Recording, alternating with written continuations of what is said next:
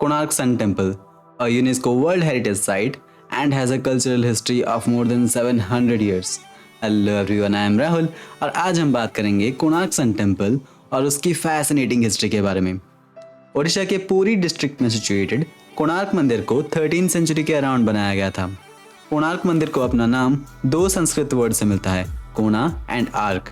कोणा का मतलब एंगल एंड आर्क का मतलब सन। कोणार्क मंदिर को ये नाम अपनी ज्योग्राफिकल लोकेशन की वजह से मिला था। इसको डिज़ाइन कुछ इस तरीके से किया गया था कि सूरज की पहली किरण मंदिर के अंदर सूर्यदेव की मूर्ति पे गिरे। Before getting into the history of Konark sun temple, let's have a glimpse of Odisha's history.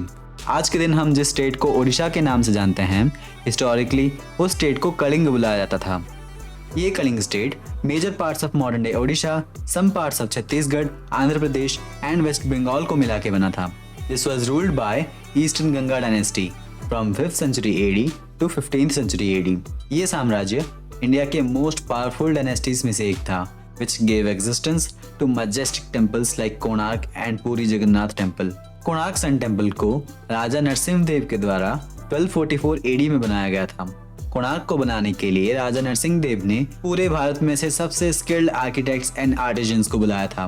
मंदिर को सूर्यदेव के एक विशाल रथ या फिर चैरियट के जैसा डिजाइन किया गया था, जिसमें 12 बहुत बारीक से कार्व किए गए पत्थर के व्हील्स लगे थे, जो साल के 12 महीने को रिप्रेजेंट करते थे। कंस्ट्रक्शन शुरू होने के साथ ही मंदिर एक क्रिएटिविटी एंड डिवोशन का हब बन गया था। हजारों आर्किटेक्ट्स एंड क्राफ्ट्समैन पत्थर से माइंड ब्लोइंग स्ट्रक्चर्स बनाने में लग गए थे, जो आज भी मंदिर के दीवारों पर देखने मिलता है। पत्थर से बनाए गए ये स्कल्पचर्स लाइफ के different aspect, mythology and art को रिप्रेजेंट करते हैं, showcasing the richness and diversity of Indian culture at that time. Konark temple को बनाते वक्त बहुत सारी मुश्किलें आई थी, जैसे कि मंदिर के मेन स्ट्रक्चर को बहुत बड़े बड़े खुंडालित स्टोन से बनाया गया था, जिसको उड़ीसा के कई जगह से इंपोर्ट किया जाता था, जिसके लिए कई लेबर, हाथी और जानवर का इस्तेमाल किया गया था। उड़ीसा में कोणार्क को लेके एक कहानी बड़ी मशहूर है। इस कहानी के अनुसार राजा नरसिंह देव ने 1200 क्राफ्ट्समैन को रिक्रूट किया था मंदिर बनाने के लिए, जिनके मुखिया थे बिसु महाराणा। मंदिर का काम 12 साल तक चला था, लेकिन फिर भी कंस्ट्रक्शन कंप्लीट नहीं हुआ था।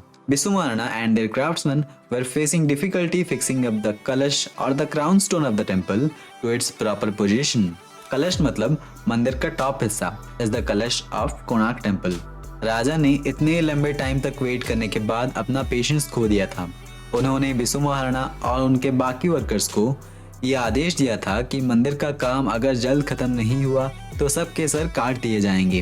बिसु महाराणा और उनके क्राफ्ट्समैन पूरी मेहनत से लग गए थे मंदिर के कलश को बनाने के लिए, लेकिन कोई भी कलश को मंदिर के टॉप पर लगाने में सफल नहीं हो पाया था। उसी समय पर बिसु महाराणा का 12 साल का बेटा धर्मपद अपने पिता से मिलने के लिए कोणार्क मंदिर पर आया था। अपने पिता की तरह वो भी एक ब्रिलियंट आर्टिस्ट था।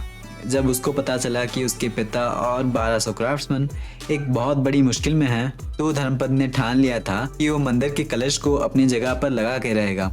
बहुत कोशिशों के बाद अपनी डेडलाइन के एक दिन पहले वो मंदिर के कलश को लगाने में सफल हो गया। इस बात से उनके पिता बहुत खुश थे, लेकिन बाकी के वर्कर्स इस बात से डरे हुए थे कि जब राजा को पता चलेगा कि एक इंटर्न ने बग फिक्स कर दिया, एक 12 साल के लड़के ने मंदिर के कलश को लगा दिया, डिस्पाइट ऑफ हैविंग 1200 क्राफ्ट्समैन, राजा उनका सर काट देंगे।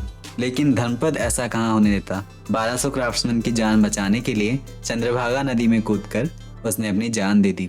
धर्मपद की इस वीरता की वजह से ये कहानी आज तक उड़ीसा के टेक्स्ट बुक्स में पढ़ाया जाता है। कई सालों की कड़ी मेहनत के बाद कोणार्क मंदिर का कंस्ट्रक्शन चंद्रभागा नदी के किनारे पर कंप्लीट हुआ।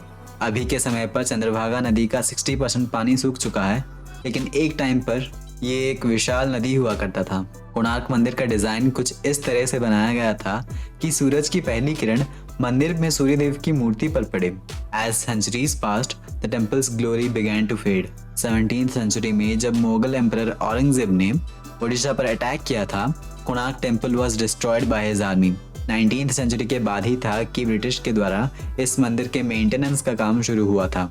जब ब्रिटिश इंडिया को डाटा बाय बाय करके चले गए, फिर इंडियन गवर्नमेंट ने इसके रिस्टोरेशन और प्रिजर्वेशन पर ज़्यादा फोकस किया।